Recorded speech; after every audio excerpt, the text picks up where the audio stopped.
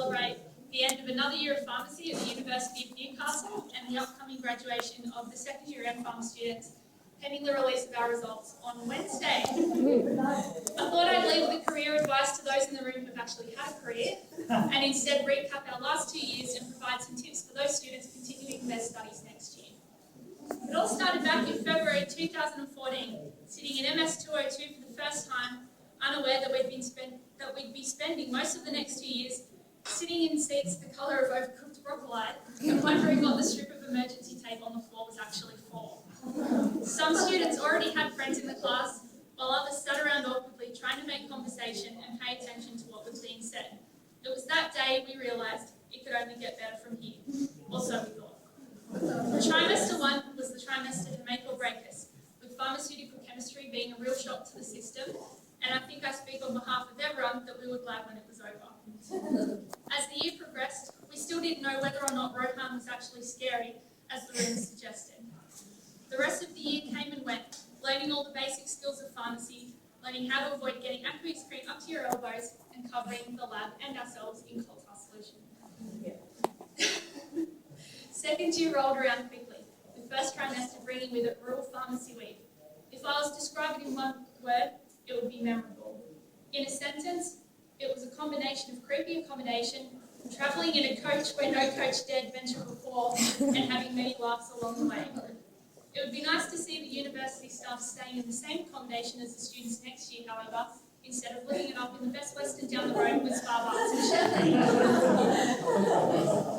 Longer placements meant bigger adventures and an opportunity to explore New South Wales and beyond and begin making contacts for our future intern positions. No matter where we went, big lifters always found a gym, others sought out the bottle shop, and the rest went exploring their new surroundings.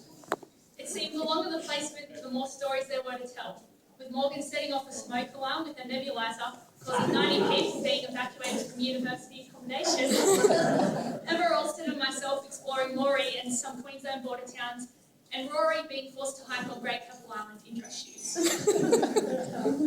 As this trimester came to an abrupt end, with what we can only describe as Hell Week and our last days, it's safe to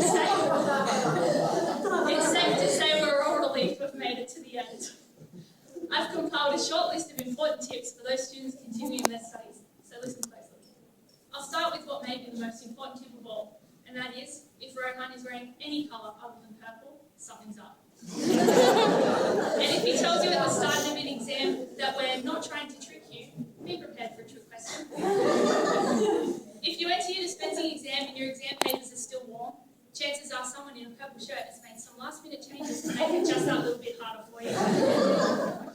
Prepare yourselves for some interesting staff attire, particularly during mosquito season. If